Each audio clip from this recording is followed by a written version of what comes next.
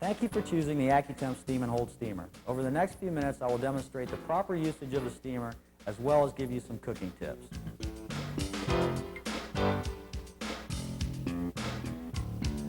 The first thing we want to do before we start cooking is make sure that the units are installed correctly. Now, if you have a double stack unit, that is one unit on top of another, we need to make sure that the bottom unit is protected from water damage. We have two pans that we install on the units to make sure that there's no water damage. The first is a splash pan, and this just slides over the top of the bottom steamer. There's a lip on the pan. Make sure that the lip is facing downward, and then it just slides over, right over the top of it. The next thing you need to do is install a 4-inch deep steam table pan. It slides underneath the unit like this. You want to make sure that nobody has removed the legs, because if you remove the legs, you can't slide the pan under here. That's what holds the pan.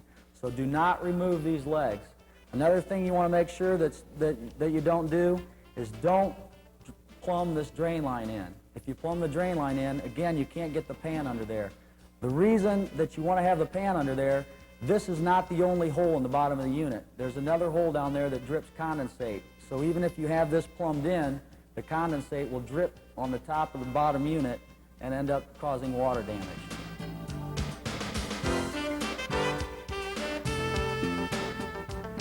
To preheat the unit, first of all, make sure that the drain valve is shut off.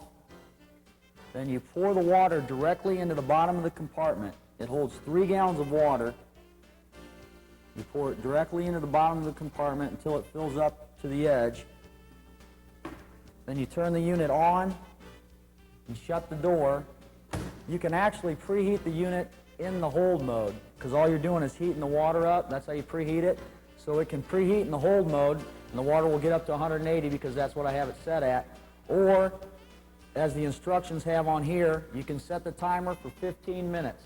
At the end of 15 minutes, the unit will be preheated and ready to cook.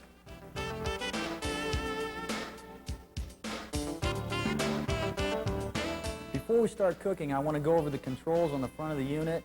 First of all, you'll notice at the top of the unit there's a vacuum gauge. This senses the amount of vacuum inside the unit. If you see that it's up around 15 or 10, that means that it's cold inside there and that it's trying to get up to temperature. If you see that the vacuum is down to 0, that means that it's up to 212 degrees. This is the timer setting. It goes from 0 to 90 minutes. All you do to cook while you're in the hold mode, if you turn the timer on, it takes it from the hold mode to the cook mode.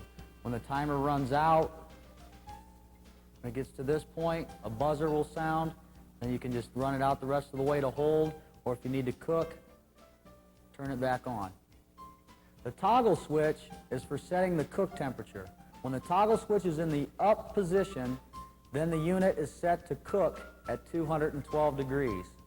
When the cook time runs out and it goes into the hold mode, the thermostat will then be the hold temperature.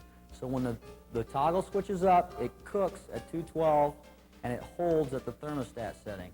If you want to cook at lower temperatures, put the toggle switch down in the thermostat position.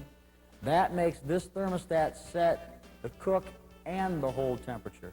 So right now I have it set at 170 degrees. I have it in the thermostat setting. This would be cooking at 170 degrees. When the timer runs out, it'll then hold at 170 degrees. If you have the toggle switch up, this will be cooking at 212 degrees and then holding at 170 degrees. The indicator lights, you'll notice that there's a low water light. When that low water light comes on, you'll also hear a buzzer.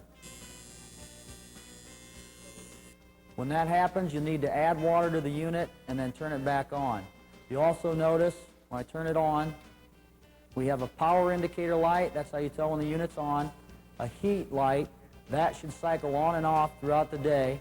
And then the indication of whether you're in the cook or the hold mode. When you're in the hold mode, that's when the timer is off. When you turn the timer on, it switches over to the cook mode. Off, it's in the hold mode. When you're not cooking, you want to make sure that you at least leave it in the hold mode. Do not turn the unit off.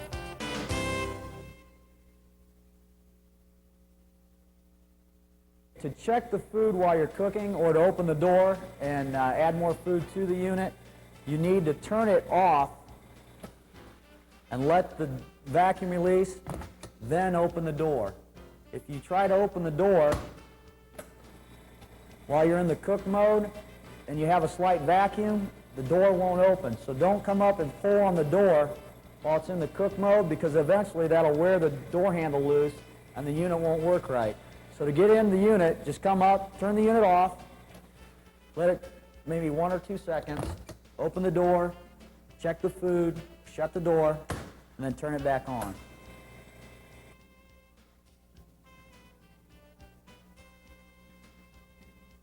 Shutdown and daily cleaning. First thing you need to do is turn the unit off. You probably want to let the water cool down for about 10 minutes.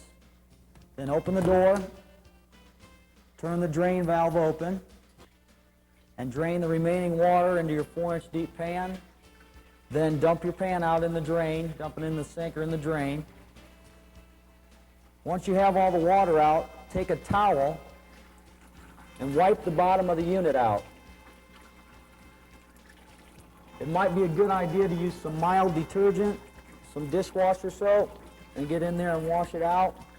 But make sure the bottom of the unit is good and clean at the end of the day.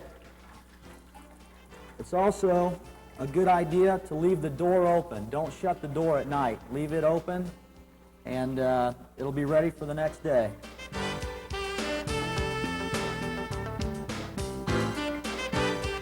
In the cooking tips part of the video, I'd like to illustrate 4 different ways to cook 8 pounds of frozen vegetables. With each way, we're going to reduce the cooking time. The first method would be to take 8 pounds of frozen vegetables and pour them into a solid, deep pan. This is going to be the slowest method. If you do this, this is a 6-inch deep pan for this illustration. This should take about 30 minutes to cook. The next best method would be to take a 2-inch deep pan and put the 8 pounds of vegetables in that, in a 2-inch deep solid pan. This will cut the cooking time down from 30 minutes to 25 minutes. The next best method, and this is probably going to be the most popular method, is to pour water, take a solid pan, and submerge the vegetables in water. If you submerge the vegetables in water, the steam can heat the water up, and then the water will heat the vegetables.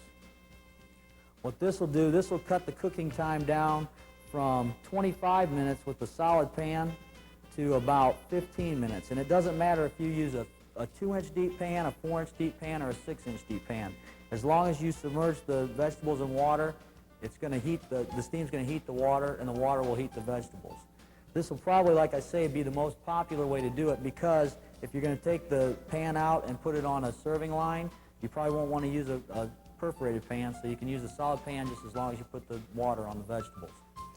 The next method, and this is the fastest method, is to use a perforated pan. If you pour your 8 pounds of vegetables into a perforated pan and cook it, this will allow the steam to come up through the bottom, and that will make more surface area, make the steam hit more surface area, and that'll cut the cooking time down from 15 minutes to about 10 minutes. If you're going to reheat something such as barbecue or chili or anything that's close to solid, the deeper the pan, the longer it will take. If you use, for instance, if you're going to reheat chili, if you use a 6-inch deep pan, it'll be almost twice as long than if you use 3 2-inch deep pans. So you're better off using the thin pans. If you're cooking something that's submerged in water, such as rice or pasta, it doesn't matter how deep the pan is, and it doesn't matter if you cover it, because what happens is the steam heats the water, then the water heats the rice or pasta.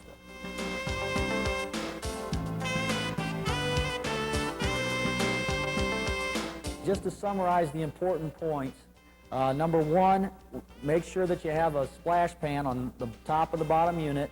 Make sure you have a 4-inch deep pan underneath it. Do not pull on the door handle while it's in the cook mode. Turn the unit off. And all of the operating instructions are on the front of the unit, so you can just refer back to these if you need to. There's a 800 number at the bottom. You can call this for service, or if you have any questions, just call that 800 number and we'd be glad to help you.